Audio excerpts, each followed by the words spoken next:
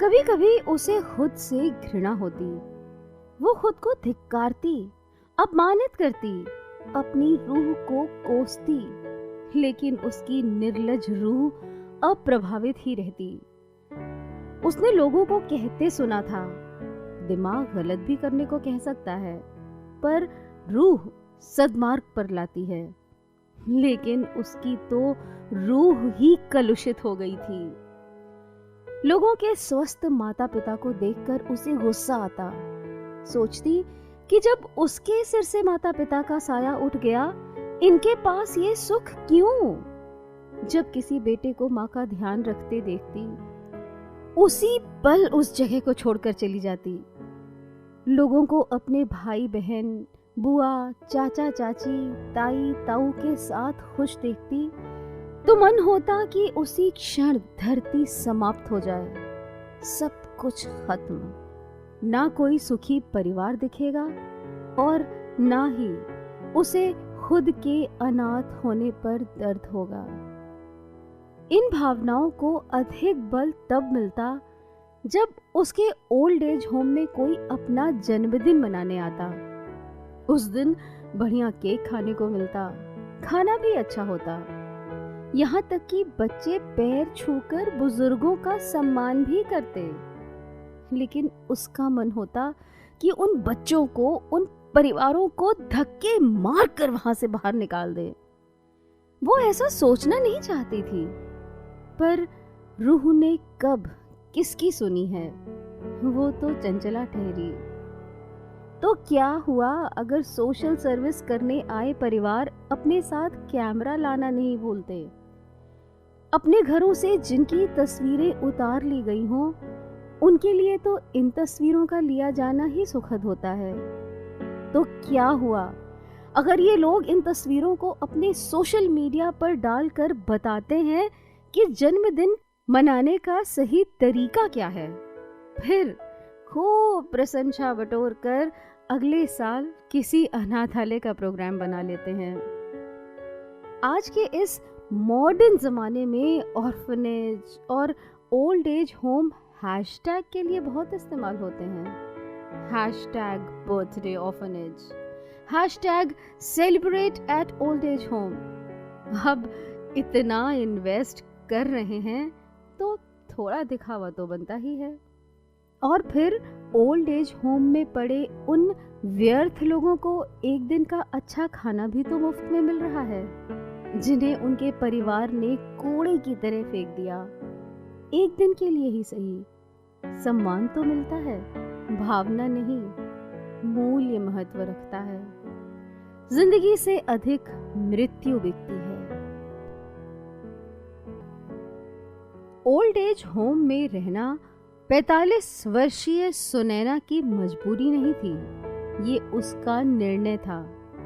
वो बैंक में नौकरी करती थी और छुट्टी के दिनों में यहाँ का काम भी देख लिया करती थी।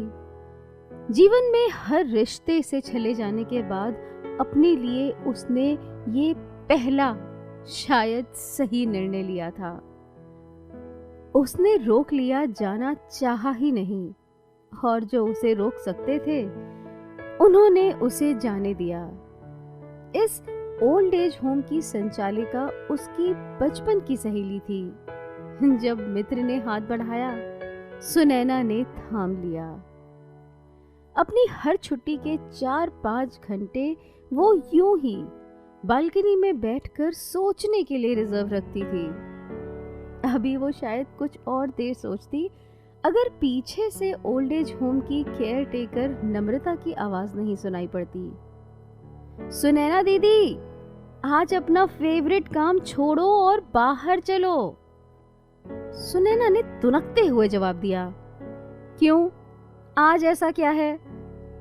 तुम जानती हो ना, मुझे किसी की सोशल सर्विस या ट्रॉफी बनने में बिल्कुल इंटरेस्ट नहीं है। सब जानती हूँ, तभी तो आपको बुलाने आई हूँ। नम्रता ने सुनैना के कंधे को हिलाते हुए प्यार से कहा, तो उसके चेहरे पर भी मंजुल मुस्कान खिल गई। बोली, ऐसा कौन आया है बाहर? नम्रता उसके गले में बाहें डालकर बोली, कोई ऐसा जो इस ओल्ड एज होम के साथ हमारे ऑर्फनेज को भी अडॉप्ट करने वाला है। सब ठीक रहा ना तो अगले महीने से आपको मेंटेनेंस नहीं देना पड़ेगा। ये कौन हातिम ताई आ गया भाई? सुनैना ने कुर्सी से उठते हुए कहा। तो नम्रता ने उसका हाथ पकड़ा और बाहर ले जाते हुए बोली, उसके लिए आपको बाहर चलकर खुद देखना पड़ेगा। नम्रता के साथ चलकर सुनैना बाहर हॉल में आ गई। उसने देखा सभी लोग हॉल में ही हैं और उन सभी के बीच एक पुरुष खड़ा कुछ कह रहा है। सुनैना की तरफ उस लंबे कद काठी वाले पुरुष की पीठ होने के कारण वो उसे देख नहीं पाई, लेकिन जैसे ही वो उसकी तरफ मुड़ा, उसके चेहरे पर नजरें पड़ते ही सुनैना जैसे छुपने के लिए जगह ढूंढने लगी। वो प्रियम ही तो है, जिसका साथ छोड़ने से पहले उसने अलविदा कहना भी जरूरी नहीं समझा। सुनैना उस समय गायब हो जाना चाहती थी, पर ऐसा होना तो संभव था नहीं। सो वहां से चले जाने के लिए पलटी ही थी कि वो परिचित आवाज कान में फिर पड़ी। सुनो सुनैना। सुनैना ने वहां से भाग जाना चाहा, लेकिन उसके पैर जैसे जम गए और शब्द चुप। उसे कुछ न कहता देख नम्रता ने कोहनी मारी और खुद ही बोली, मुझे ऐसा क्यों लग रहा है कि आप दोनों एक दूसरे को जानते हैं? प्रियम ने सुनैना को देखते हुए नम्रता को जवाब दिया, बहुत अच्छे से। हम लेकिन अपनी बात पूरी कर पाता उससे पहले ही सुनैना ने बोल दिया, हम कॉलेज में साथ थे। सुनैना ने ये बात इतनी जल्दी में कही कि नम्रता भी उसे घूरे बिना नहीं रह पाई और बोली, आपको कॉलेज का पुराना साथी क्या मिला? आप में तो कॉलेज गोइंग गर्ल वाली चंचलता आ गई। कहाँ छुपा कर रखा था इस सुनैना को? नम्रता की इस बात का सुनैना क्या ही उत्तर देती। इस बात को जल्दी में कहने के पीछे तो सुनैना का डर था। कैसे बता देती वो कि उसे प्रियम के सच कह देने का डर था। हालांकि अगर अब प्रियम सच कह भी देता तो क्या हो जाता? अपने इस मूर्खतापूर्ण व्यवहार पर अब उसे मन ही मन रोष होने लगा। लेकिन कहे दिए जाने के बाद विचार अपने कहाँ रह जाते हैं। तभी तो नम्रता की बात का जवाब उसने एक नकली मुस्कान से दे दिया। लेकिन प्रियम चुप नहीं रहा। अपनी गंभीर आवाज में बोला, इन्हें बातें छुपाने की आदत है। यूं ही थोड़े ना हम सब कॉलेज में इन्हें गुप्तेश्वरी नाम से पुकारते थे। ये सुनते ही नम्रता हंस पड़ी और हंसते हुए सुनैना को देखा, जो प्रियम को गुस्से से घूर रही थी। इससे पहले कि नम्रता कुछ पूछती, सुनैना ने प्रियम से तेज आवाज में पूछा, कौन कहता था मुझे गुप्तेश्वरी? झूठ क्यों कह रहे हो? सुनैना का ये कहना था कि नम्रता और प्रियम एक दूसरे को देखकर जोर जोर से हंसने लगे। सुनैना को समझ में आ गया कि ये भी प्रियम का एक प्रैंक था, जिसमें इस बार उसने नम्रता को भी शामिल कर लिया था। वो बोली, तुम बिल्कुल नहीं बदले प्रियम। एकाएक प्रियम गंभीर हो गया और बोला, किसी एक को तो रुकना ही था ना। सुनैना कुछ नहीं कह पाई। उनके बीच के मौन को तोड़ते हुए नम्रता ने कहा, मुझे बहुत खुशी हो रही है कि सुनैना दीदी को एक साथी मिल गया। प्रियम ने सुनैना के पीले पड़ गए चेहरे पर एक नजर डाली और बोला, लेकिन लगता है जैसे आपकी दीदी मुझे यहाँ देखकर खुश नहीं है। प्रियम की बात सुनकर सुनैना जैसे नींद से जागी हो। नहीं, ऐसा कुछ नहीं है, मैं खुश हूँ। बस इतने सालों बाद तुम्हें सामने देखकर थोड़ी चौंक गई थी। प्रियम ने अपने कदम बढ़ाए और सुनैना के पास जाकर खड़ा हो गया। और अपना सिर हल्का नीचे झुकाकर उसकी आंखों में देखते हुए बोला, ऐसी बात है तो फिर चलो। प्रियम की इस बात पर सुनैना के साथ साथ नम्रता भी चौंक गई। कहाँ चलना है?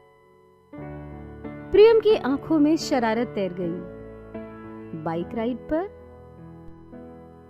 तुम पागल हो गए हो क्या? ये भी कोई उम्र है? सुनैना ने नम्रता की तरफ देखते हुए कहा, जैसे उससे अपनी बात का समर्थन चाह रही हो। लेकिन नम्रता चुप ही रही, ना हाँ कहा और ना। नम्रता की तटस्थता ने सुनैना की स्थिति को कमजोर कर दिया। इस बात का फायदा उठाकर प्रियम ने कहा, क्या हो गया है तुम्हारी उम्र को? अच्छी खासी तो लग रही हो।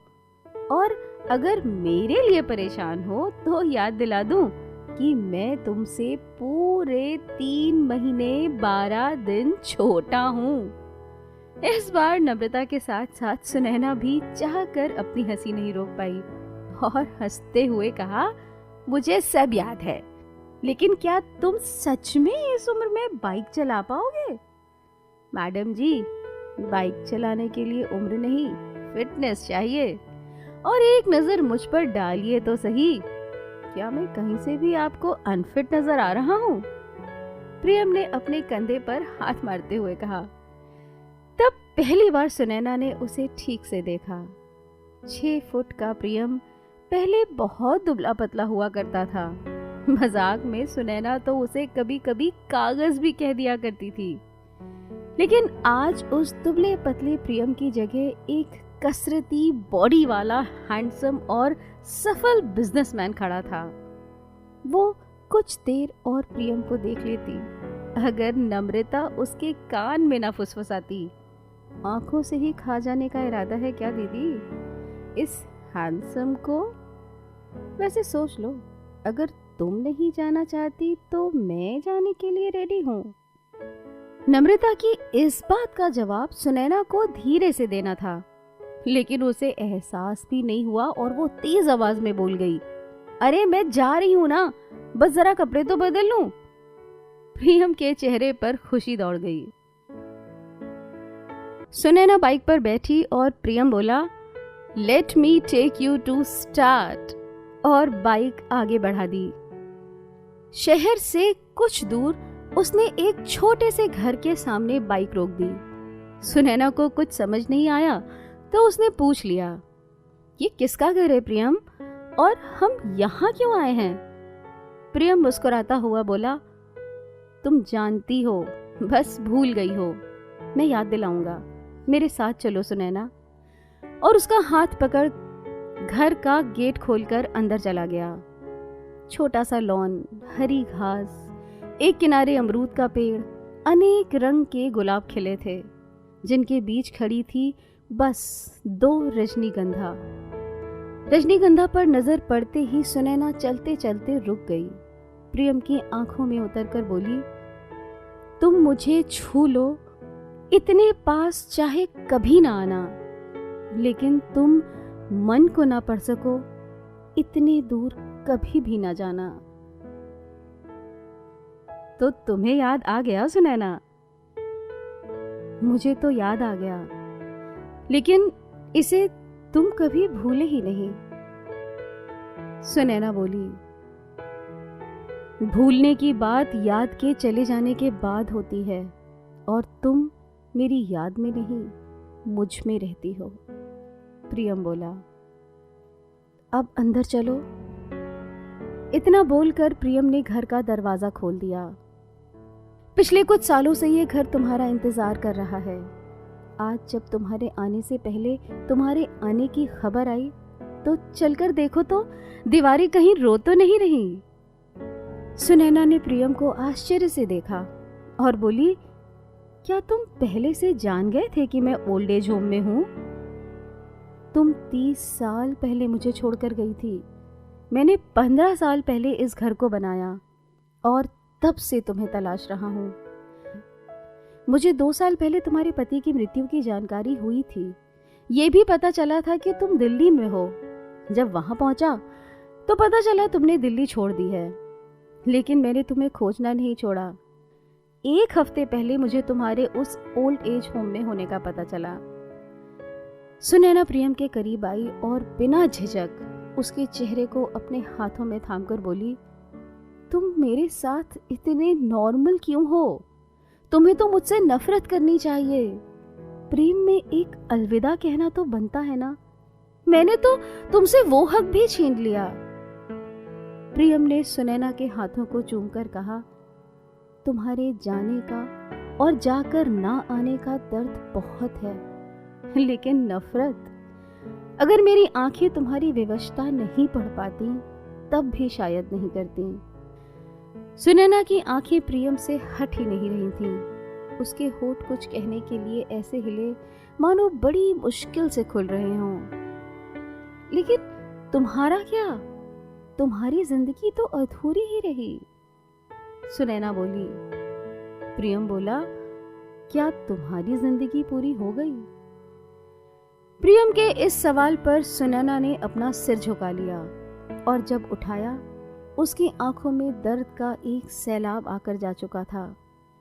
तुम्हारे बाद मैं फिर प्यार नहीं कर पाई। ठीक उसी समय प्रियम ने देखा ढलते सूरज की लालिमा सुनैना के माथे पर पड़ रही है। उसने सुनैना के चेहरे को अपने हाथों में लेकर उसका माथा चूम लिया।